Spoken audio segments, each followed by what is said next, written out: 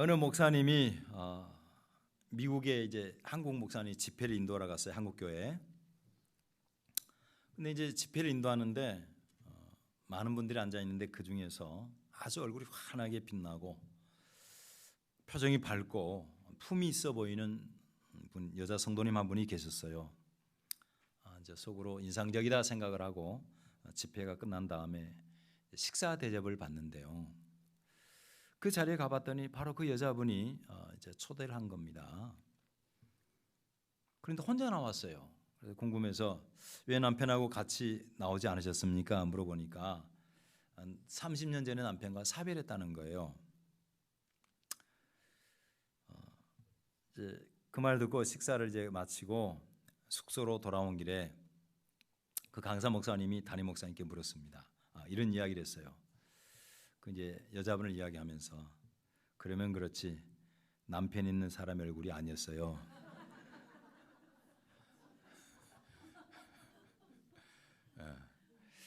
남편이 없어서 그렇게.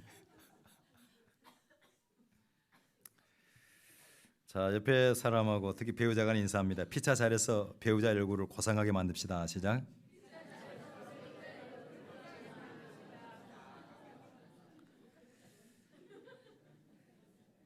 근데 어리석은 사람은 배우자의 얼굴을 고상하게 만든 것이 아니라 전라도 사투리로 고상하게 만들어요. 전라도에서는 고생을 고상이라 그래요. 고상이 아니라 고상입니다.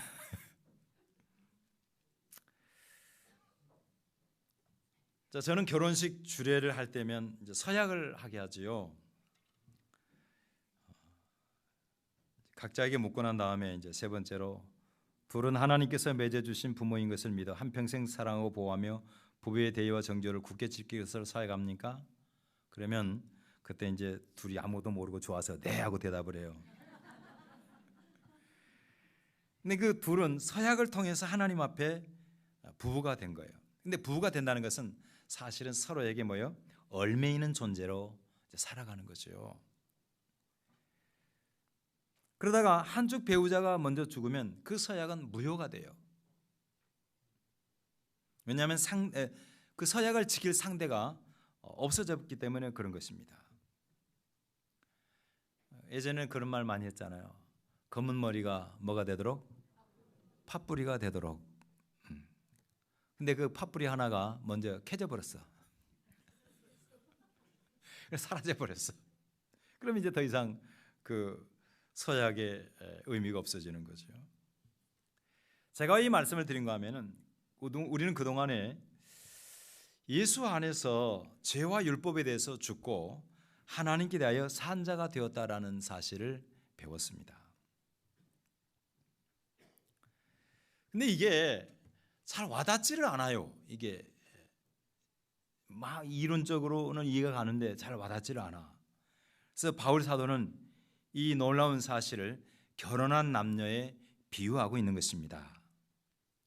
지난날 우리가 율법에 매였던 인생들이 예수 그리스도의 복음을 믿고 누리게 된 자유가 뭐냐?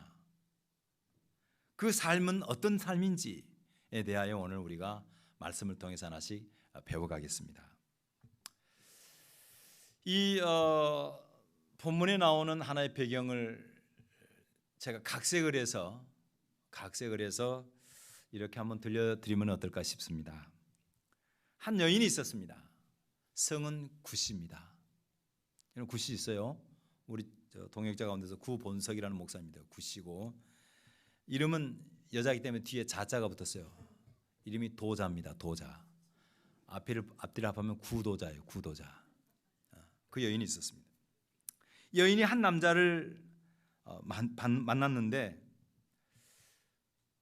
너무나 멋져 보였어요. 멋진 신랑감이었습니다. 남편의 이름이 뭐냐면은 미스터 로우예요. 율법시예요. 율법시. 처음에는 반듯하고 완벽해 보이는 신사인 율법시가 너무 좋아 보였어요. 하지만 조금 살아보니까 그는 함께 살 만한 사람이 아니었습니다. 완벽주의자예요. 조그만 실수나 허물도 용납할 줄을 몰랐습니다. 아무리 그 요구에 맞춰서 잘해보려고 노력을 해도 그 요구는 한도 끝도 없었어요. 시간이 흘러가면서 그 사람은 미스터 로시는 폭군으로 변했습니다. 자기가 정한 규칙에 조금이라도 어긋나면 부인을 때리고 비난합니다. 마침내 아내 구도자 씨는 만사에 자신이 없었어요. 이제 상실가르고 삶의 의욕마저도 잃어갔습니다. 왠지 잘하려고 하면 할수록 더 큰 실수를 저지르는 거예요. 그럴수록 깊은 열등감에 사로잡히고 우울증이 오고 또 죽고 싶어도 죽을 수도 없었어요. 그런 남편의 가혹한 요구와 또 잘못을 책망하는 채찍질에 맞아서 피를 흘리다가 그녀가 절규합니다. 부르짖습니다. 그것이 성경에 나와 있어요. 오늘 우리가 읽었던 7장 마지막에 보면 바울이 그런 이야기를 하죠. 오라 나는 뭐요? 곤고한 사람이로다. 누가 나를 이 끔찍한 율법의 남편 사망의 몸에서 나를 건져내랴. 이 불행한 여인의 이야기를 우리에게 들려준 바울 사도 역시 일찍이 못된 남편인 율법시 밑에서 한평생을 고생해봤던 여자예요. 지키고 순종하고 그렇게 해보려고 아무리 노력해도 끝이 없었어요. 자유도 기쁨도 감사도 행복도 없었습니다. 아시다시피 그는 율법에 철저히 있던 사람이죠. 율법시의 아내가 돼서 거기에 맞춰 살려고 그는 바리새파입니다. 난자할 만에 할례를 받았습니다. 그는 베냐민 지파입니다. 가말리엘 문화에서 공부를 했습니다. 율법 전문가예요. 장차 그는 율법 교사로 한평생을 살려고 했어요. 그런 그에게 나타난 열매는 뭐냐? 자기와 다른 사람을 비난하고 잡아 죽이는 일에 앞장섰던 잘못된 열심만 남은 황폐한 인간이 되어버렸어요. 이런 사람이 사람을 돌로 쳐 죽이는 일에 주도자가 되고 또 다른 사람을 죽이기 위해서 잡으러 간다는 것은 그건 굉장히 황폐화된 내면을 말하는 거예요. 여러분 우리가 그 율법시 밑에서 살게 되면은 이렇게 억압되는 겁니다. 좋아서 결혼했는데, 좋아서 선택을 했는데 살아보니 좋은 게 아니라 그것이 나를 얽매이는 거예요. 안식일 준수법을 한번 살펴보겠습니다. 예를 들면은 랍비들은 설교를 하다가 랍비들도 이제 그 예배가 있잖아요. 예배 때 설교를 하다가 정장 까만색 정장에 넥타이를 매는데 넥타이가 삐뚤어서 하다가 그럼 우리는 어떻게 해야 돼요? 제가 설교할 때 제 아내가 이렇게 하면 저는 살짝 몰래 이렇게 정진하죠. 여러분들 하지 마세요. 제 아내만 해야 됩니다. 근데 그 사람들 못해 이거. 왜? 이 일이야 일. 안식일 일하지 말라고 그랬잖아요. 오후 시간에 서늘한 그늘에서 나무 그늘 아래서 책을 보다가 갑자기 소낙비가 막 쏟아지는 거예요. 우리 같으면 어떻게 합니까? 예, 책을 얼른 들고 젖으니까 그거 들고 뛰어요. 근데 유대인들은 그렇게 하면 안 됩니다. 책을 가벼운 걸로 덮어놓고 가만 놔두고 그냥 걸어와야 돼요. 들고 오면 일이에요 일. 건망증 많은 엄마가 아기 분유가 떨어진 줄도 모르고 안식일을 맞이했는데 분유가 없어. 아기가 울어. 사러 갈 수 있어요 없어요? 안 돼요. 그게 율법이에요. 안식일 날 자동차를 시동을 못 겁니다. 이런 시동을 걸게 되면 자동차 안에는 내연 관계에 있는 기관이 있어요. 내연 기관이 있어. 내연 기관 안에 뭐가요? 불이 켜져 불이. 성경에 안식일에 불 피우지 말라 그랬거든요. 그거 어긋나는 거예요. 그래서 못 켜요. 그럼 전기 자동차는요 당연히 못 킵니다. 유대인들 아시죠? 깜빡 잊어먹고 안식일이 넘는데 불을 안 켰어. 이제 어두워져. 그러면 자기들이 켜기 싫으니까 착한 한인들 불러다가 불러요. 우리 와서 일 좀 도와줘요. 가보면 뭐냐면 스위치 좀 켜주세요.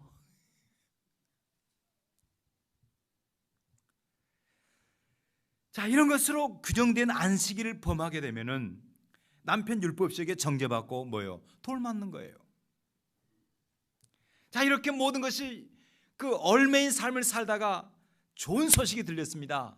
그게 바로 뭐냐면 그 지독한 남편 율법씨가 죽어버린 거예요. 할렐루야. 예, 여러분 남편 가운데 죽어버렸으면 좋겠다는 사람 있으면 곤란하지요. 예, 처음에는 충격이 컸습니다. 근데 해방감이 드는 거예요. 뭔가 자유를 느낀 거예요. 자유를. 그리고 얼마 후에 한 사람이 왔어요. 와서 그 누가냐면 성을 전시요, 전시. 그 다음에 이름이 뭐냐면 도인이야, 도인. 전도인이라는 사람이 왔어요. 전도인. 전도연이 아니고 전도인이 와가지고 좋은 사람을 소개시켰어요. 재혼을 했습니다. 새 남편 이름이 뭐냐면 미스터 그레이스예요. 뭐예요? 은혜 씨하고 결혼한 거예요. 보통 이제 한국 개념으로는 은혜 씨 그럼 주로 여자들이 많아서 좀 이상하긴 한데 아무튼 그랬어요. 근데 이 남편 은혜 씨는 이 여인을 너무 사랑해서 여인의 모든 죄값을 치르기 위해서 십자가에서 그 값을 지불해 줬어요. 그리고 다시 살아난 사람이었습니다. 너무나 값비싼 것을 지불했기 때문에, 그리고 이 여인을 얻었기 때문에 이 여인의 잘못이 잘못으로 보이지를 않는 거예요. 여러분 너무나 사랑하면 웬만하면 값을 비싸게 주고 사면요 그냥 씁니다. 버리지를 않아요. 여러분 메이저리거 아시죠? 메이저리거에 비싸게 돈 주고 산 사람은요 웬만하면 일부 리그에 뛰어요. 근데 싸게 산 사람은요 좀만 못하면 바로 내려가요. 여러분 관심 없겠지만 배지환이 그래서 배지환 잘해서 겨우 들어갔는데 좀 못하니까 그냥 바로 2부 리그로 내려. 왜? 싼 선수거든요. 자, 이 미스터 그레이스는 이해심과 동정심, 사랑과 긍휼, 이해로 넘쳐났어요. 그래서 이 여인은 이 미스터 그레이스를 만난 다음에 내가 존귀한 사람이구나. 예전에 율법시가 살 때는 맨날 못한다는 소리만 들었어요. 너는 이것도 못해 저것도 못해 핀잔받고 정죄받았는데 이 미스터 그레이스는 그냥 잘한다는 거예요. 사랑해주는 거예요. 그러다 보니까 그전에는 미스터 율법시하고 살 때는 늘 정죄받고 나니까 영적으로 시들어가고 얼굴이 피폐해졌는데 이 그레이스하고 살면서 얼굴이 고상해지기 시작한 겁니다. 제가 그래서 여러분의 그 인사하라고 그랬어요. 고상해지자고. 우리 안에 예수가 있으면 고상해집니다. 아멘. 매력적인 여인으로 사랑스러운 아내로 바뀌어져 갔습니다. 이 내용이 바로 오늘 본문이 말하는 율법과 은혜의 이야기입니다. 그리고 1절에서 3절까지 나오는 남편과 아내의 법적인 구속력의 이야기예요. 한번 묻고 싶습니다. 여러분은 지금 미스터 율법씨하고 살고 있습니까? 미스터 은혜씨하고 살고 있습니까? 알아요. 예. 확신이 없으면 그냥 아직도 뭐냐면 교회 다니는 건 착한 이야기 들으러 와. 교회가 뭐 좋은 소리 들으러 와. 이 정도는 다 어디에 살고 있는 거예요? 그건 아직 율법시하고 살고 있는 거예요. 하지만은 예수를 믿으면서 여기에 생명이 있네. 사랑을 받고 사네. 사랑에 반응하며 사는 사람. 바로 이 사람들은 은혜시하고 사는 거죠. 여러분 모두가 은혜의 날개 아래 거하기를 주 이름으로 축복합니다. 자, 지난날 우리는 율법의 종로로 달 때에 율법에 매여 살았어요. 그런데 이제 은혜로 말미암아 그리스도와 연합한 자가 됐습니다. 그에 대해서 4절은 이런 말을 하고 있습니다. 4절 초반을 읽겠습니다. 시작. 그러므로 내 형제들아 너희도 그리스도의 몸으로 말미암아 율법에 대하여 죽임을 당하였으니. 이제 예수의 은혜로 율법에 대해서 죽은 자입니다. 관계가 끝났어요. 더 이상 율법에 매일 필요가 없어졌습니다. 그런데 문제가 발생합니다. 그게 뭐냐면은 율법으로 또 분명히 자유로운 존재가 됐음에도 불구하고 또 그래서 은혜씨와 새로운 가정을 꾸렸음에도 불구하고 여전히 과거를 잊지 못하는 거예요. 자, 여러분, 여기서 중요한 제가 이제 로마서 이해할 수 있는 것을 얘기해 드립니다. 바울이 고린도에서 이제 로마를 교회를 향해서 쓴 거예요. 로마서는. 그래서 로마서는 엄밀한 의미에서 전도 편지가 아닙니다.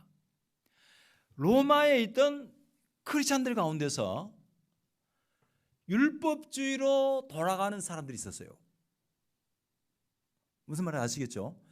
예수를 믿는다 그러면서 복음의 본질적인 내용을 모르고, 특히 유대인 개종자들이 다시 율법으로 돌아가는 거예요. 그래서 바울이 복음이 뭐냐라는 것을 설명하기 위해서 쓴 것이 로마서예요. 이해 가십니까? 그러니까 그 가운데서 지금 바울이 쓴 서신의 대상들 가운데서 다시 율법으로 돌아가려고 하는, 미스터 로우씨 하고 이별을 해서 예수님이 오셔서 사별해서 끝났어요. 그래서 그리스하고 살아, 은혜하고 사는데 그 가운데서 자꾸 옛날 생각이 나는 거예요. 너무 심심하다는 거예요. 여러분, 종교 열심만 내던 사람들이 예수 믿고 구원받는다, 공짜로 구원받는다니까 너무 심심하다는 거예요. 옛날을 못 잊어, 옛날을. 여러분, 결혼을 했으면 옛날을 잊어야 됩니다. 아멘. 여러분, 결혼했음에도 불구하고 달 보고 울었더래요 하면 돼요, 안 돼요? 무슨 말인지 알겠어요? 갑돌이와 갑순이가 서로 갑질만 하고 살다가 그게 안 되는 거죠. 그러니까 바울이 바로 그런 이야기를 하는 거예요.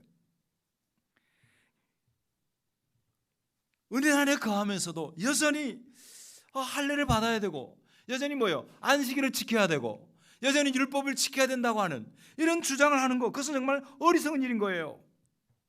그래서 바울이 하는 말이, 너희는 율법에 대해서 죽은 자다, 율법의 지배가 끝났다라고 이야기하는 것입니다. 여러분, 결혼하게 되면 우리는 예수 그리스도와 함께 우리 신랑 대신 예수라 그러잖아요. 그분과 결혼했어요, 영적으로. 아멘.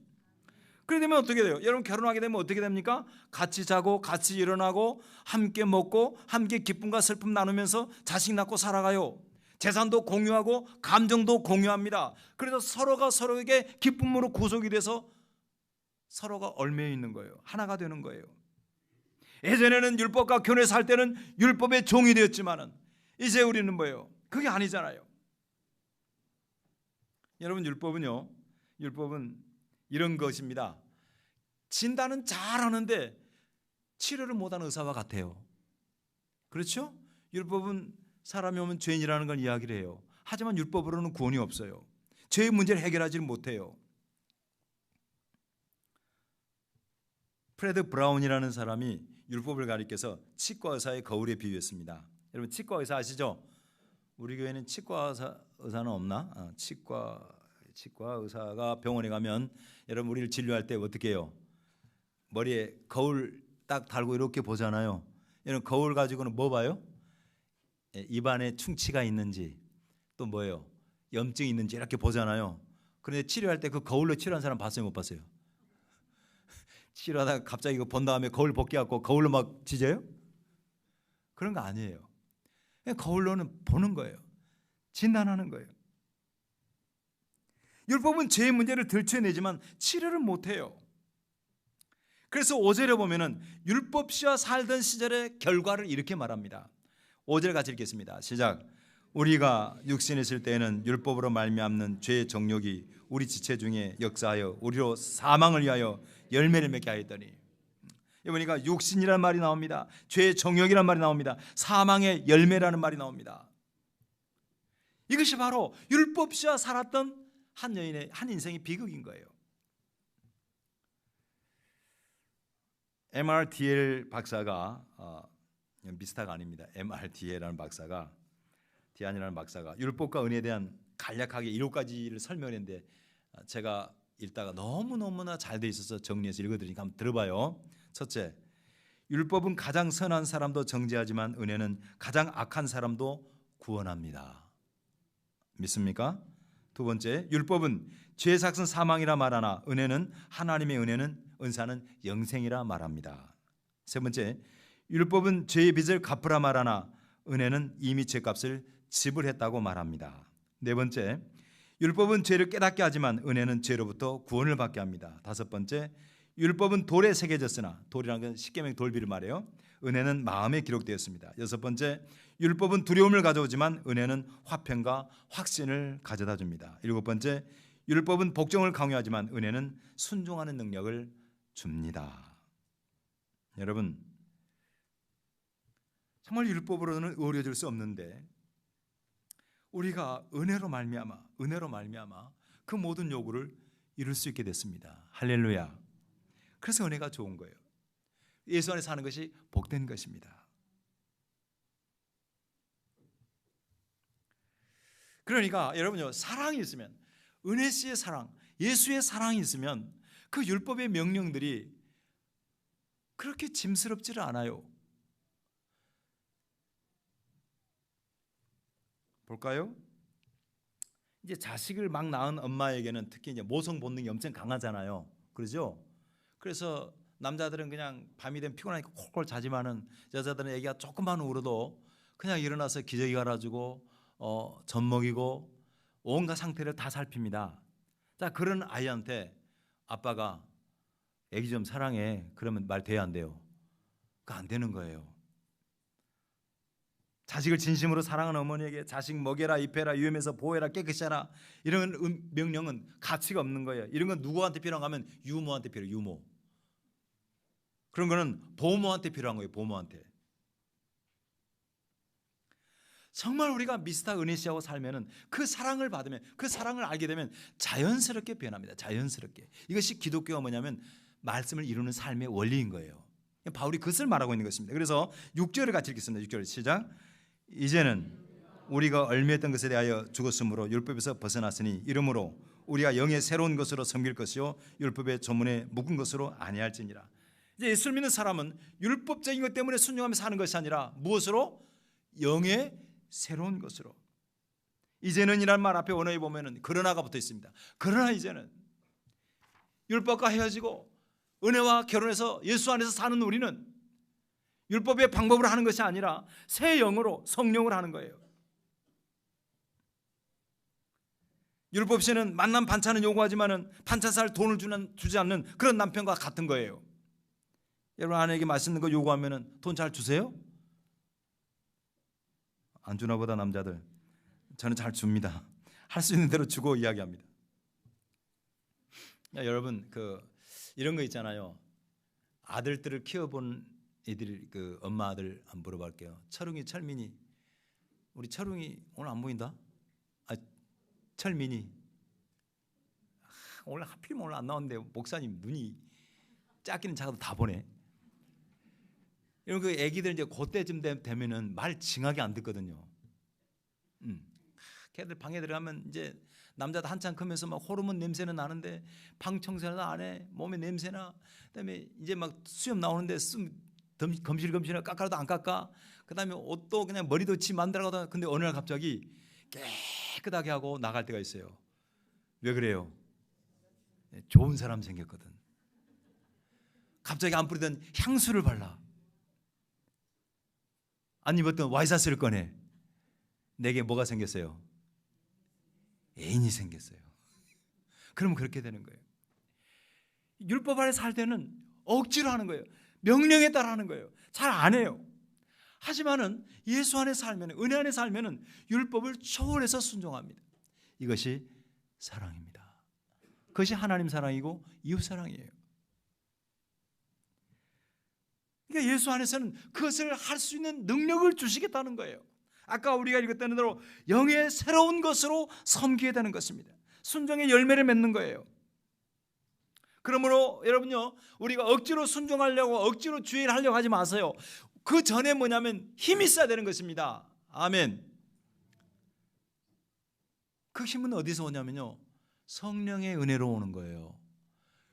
그래서 무엇보다 우리가 하나님의 일을 하기 위해서 먼저 필요한 것이 뭐냐면요, 열심을 내면 의미 없어요. 오래 못 갑니다. 은혜를 받아야 됩니다. 미스터 그레이스가 필요해요. 은혜가 필요해요. 성령의 충만함이 필요합니다. 그러니까 여러분요, 남편들, 아내들 뭐 정신 차리고 가정 잘 돌보고 자녀 잘 키우는 방법 간단해요. 기도 많이 하세요. 말씀 안에 거하세요. 성령의 은혜가 임하면요, 자연스럽게 자라게 돼 있어요. 자연스럽게 변화되게 돼 있습니다. 자녀들도 마찬가지입니다. 자녀들도.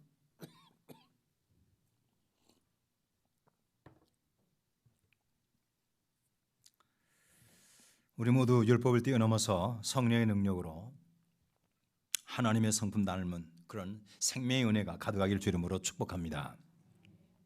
자, 이 지점에서 이제 한 가지 중요한 문제가 발생합니다. 그게 뭐냐면, 자 보세요. 율법으로부터 자유롭게 됐어요. 그렇죠?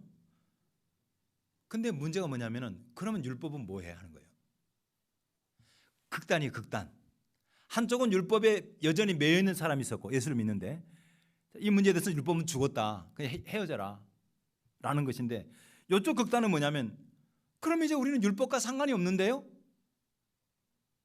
하는 주장이에요. 이들을 가리켜서 뭐냐면 율법 폐기론자라고 그래요. 율법 폐기론자. 그럼 예수를 믿고 난 다음에 율법은 오늘 우리에게 무슨 의미가 있느냐? 구약성의 율법은. 율법 다 버려야 됩니까? 여러분, 이스라엘 백성은요, 하나님께서 율법의 용도를 보면은, 첫째 율법을 줄 때는 그들을 정죄하기 위해서 주신 것이 아닙니다. 성경 자세히 보세요. 하나님이 그들에게 율법을 주신 것은 그들을 복 주시기 위한 것이었습니다. 그래서 이스라엘 백성들도 그 율법 받은 것을 귀하게 생각을 했다라고 말씀을 맡은 자라고 제가 로마 3장에서 말씀을 드렸어요. 구약에 보면은 이스라엘 백성의 자랑이 그였습니다. 여러분, 오늘날 우리 한국의 자랑이 뭐예요? 우리 K 방산, 또 K 아이돌 뭐야 그거? K-팝. K-팝이 생각나요. K 그러잖아요. 근데 유대인들의 자랑이 뭐냐면, 어느 세상 나라도 갖지 않는 율법이 있는 것이 자랑이었습니다. 성경 보면은 신명기 4장 8절에 시작, 오늘 내가 너희에게 선포하는 율법과 같이 그 규례와 법도가 공의로운 큰 나라가 어디 있느냐. 우리나라 같은 나라 없다. 그럼에도 불구하고 이제 유대인들이 뭐냐면은 극단이에요, 극단. 한쪽은 여전히 그 있어야 된다, 한쪽은 뭐냐면 율법 버려야 된다. 자, 이런 폐기론자들 중에 오늘날도 있습니다. 오늘날 여러분, 구원파 있죠, 구원파. 저 보세요. 이 구원파는 어디냐면 율법 폐기론자들이에요. 여러분, 구원파 만나보셨어요? 구원파들은 그런 이야기를 합니다. 거듭남의 비밀 이런 거 있잖아요. 해가지고 집회한다 그러면 뭔 요한파, 그 다음에 또 누구야, 박옥수파 있잖아요. 그들은 물어요. 당신 언제 예수 믿고 구원받았습니까? 그 다음에 머문하고 있으면 여러분 생일이 있다 그러면 예수 믿고 난 다음에 당연히 영적 거듭난 날짜가 정확해야 됩니다. 그 다음에 이제 살살 들어가면 뭐냐면, 이제 우리가 예수 믿고 구원받았으니까 율법은 필요가 없어집니다. 율법은 무의미합니다. 그래서 구원파의 특징이 뭐냐면요, 회개 기도가 없어요. 회개는 뭐 때문에 해요? 우리 율법에 비춰서 회개하잖아요. 성경에서 십계명에서 담심 부리지 말라 그러는데, 거짓말하지 말라 그러는데, 우리가 회개하는 주일날 아침에 우리 전사님이 이제 찬양 다 끝난 다음에 우리 같이 기도합시다 하면서 드보라 같이 외치잖아요. 그때 내용이 뭐예요? 회개하자고. 회개. 그 회개한 내용이 다 어디 있어요? 그 메인 줄기는 다 십계명에 있는 거예요. 근데 이 구원파의 애들은 뭐냐면, 예수님이 이제 십자가 위에서 죄값 다 지불했으니까, 율법이 다 완성됐으니까 이제 뭐예요? 그 필요 없다는 거예요. 필요 없으니까 정죄가 없어요. 죄로 정한 것이 없으니까 뭐도 없어요? 회개도 없는 거예요. 근데 그들은 예수님의 기도를 오용하고 있는 거예요. 잘못 해석하는 거예요. 예수님도 뭐라 그랬어요? 우리의 죄를 사하여 주옵시고. 계속 기도할 거예요. 제자들이 하신 이야기예요. 율법 폐기로는 맞지는 않는 겁니다. 그래서 7장 4절 후반에 보면은 다 같이 시작, 이는 다른 이곳 죽은 자 가운데 살아계신 이에게 가서 우리가 하나님 위하여, 율법은 하나님께서 우리에게 열매를 맺기 위하기 위해 주신 거예요. 열매를. 그러니까 성경이 말하는 율법에서 해방은 자유나 방임이 아닙니다. 그리스도 안에 은혜로 들어온 사람들은 하나님의 요구인 말씀을 열매로 맺어내야 되는 것입니다. 여러분, 율법에는 세 가지 용도가 있습니다. 잘 들으세요. 율법의 세 가지. 첫째는 뭐냐면 축복과 의를 가르치는 것입니다. 구약에. 그 다음에 두 번째 용도는 뭐냐면 인간이 죄인이라는 사실을 가르쳐줍니다. 율법을 통해서. 세 번째는 뭐예요? 이걸 즐겁게 지켜서 하나님이 바라시는 열매를 맺는 것입니다. 우리는 지금 어디에 와 있어요? 세 번째 와 있는 겁니다. 예수 안에서 하나님이 원하시는 아름다운 열매를 맺어가야 돼요. 이것이 고상한 거예요. 그래서 율법은 절대 악한 것이 아닙니다. 그러니까 율법 폐기론자들은 율법이 악하다고 보는 건데요. 그래서 우리 다 같이 성경 7장 12절, 오늘 구절의 마지막 절입니다. 시작. 이러보건대 율법은 거룩하고 계명도 거룩하고 의로우며 뭐요? 선하다. 선하다.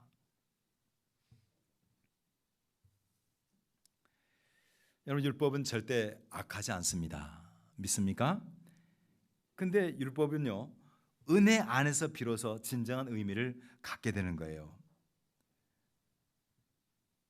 말씀을 정리하고자 합니다.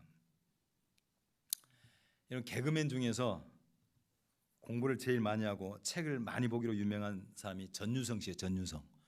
여러분, 유성 씨 아시죠? 전유성 씨가 좀 됐어요. 책을 냈는데 제목이 뭐냐면 이런 겁니다. 하지 말라는 것은 다 재밌다. 예, 개그맨다운 발상이죠. 하지 말라는 건 다 재밌어요. 근데 굉장히 참신한 메시지가 있습니다. 그래서 먹지 말라는 건 다 맛보고 싶어요. 그죠? 쳐다보지 말라는 것은 다 뭐예요? 매력적으로 보여요. 아마도 창세기에 나오는 선악과 이야기에서 힌트를 받은 것 같습니다. 그게 우리 인간 속에 있는 죄의 본성 때문인 것이죠. 육신을 가지고 있는 한 우리 모두는 죄의 본성에서 벗어날 수가 없습니다. 그런 인생이 스스로 율법적인 명령을 행해서 열매를 맺는다는 것은 불가능한 일이에요. 이제 우리는 은혜 안에서 성령이 주시는 새 정신을 받은 사람들입니다.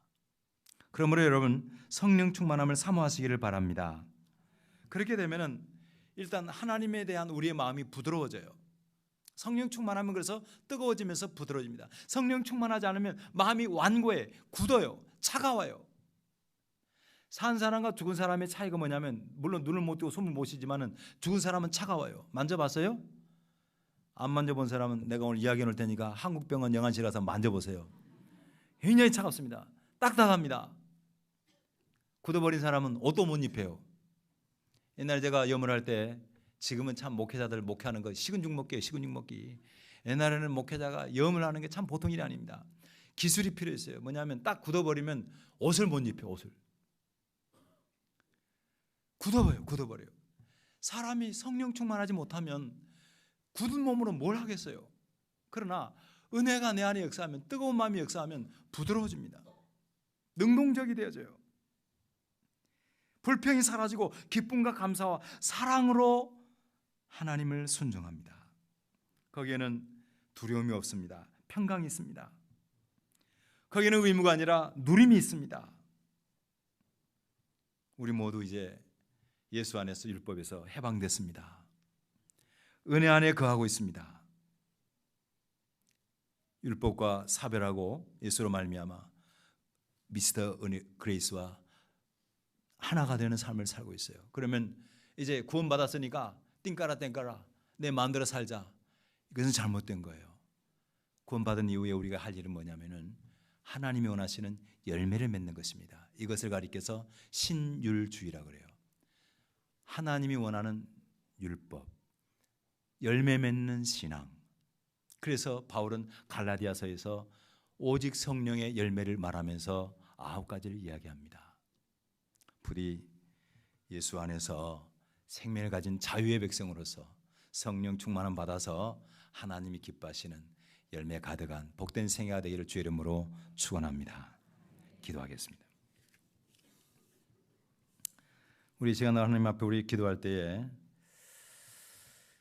지금 내가 누구하고 동거하고 있는지, 아직도 여전히 율법과 살고 있는지 살펴보세요.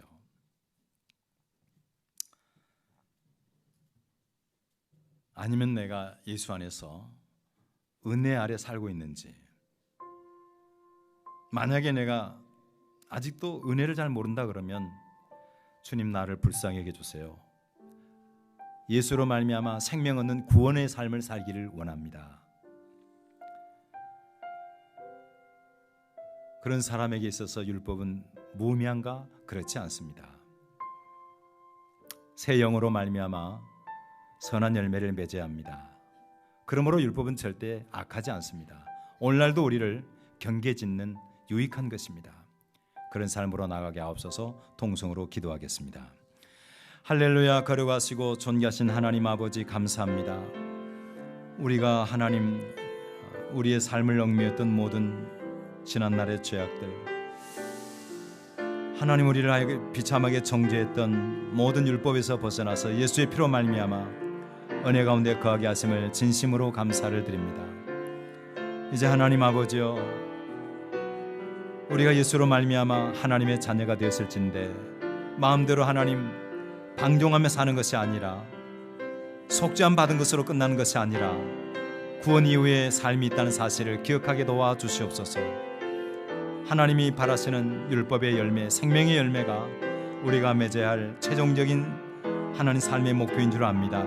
주여 도와주시고 함께 하시며, 그런 아버지여 정직하고 거룩하고 사랑 있는 복된 성도들로 거듭나게 하시고 그 일을 감당할 만한 성령의 능력을 저들에게 부어 주시옵소서. 예수님의 이름으로 기도하옵나이다. 아멘. 하나님 아버지 감사합니다.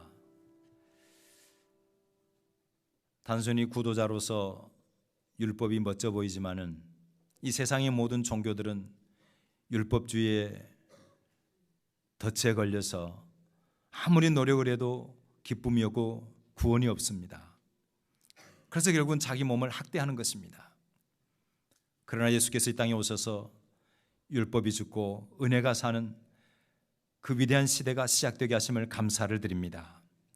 이제 우리는 율법과 사별하고 예수 안에서 은혜와 함께 사는 복된 생애가 되었음을 깨닫게 하시고 그 안에서 자유와 기쁨을, 평강을 누리게 도와주시옵소서. 그렇다 할지라도 하나님 율법은 우리에게 무익한 것이 아니라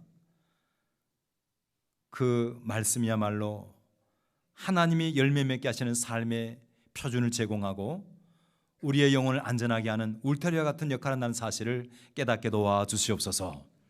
아버지 하나님, 정말 우리 화평에 속한 모든 권속들이 하나님의 말씀을 함부로 버리지 말고, 우리가 아무리 속죄함 받았다 할지라도 구원 이후에 우리의 삶이 정말 매력적이고 예수 닮은 아름다운 사람으로 변화되게 도와주시옵소서.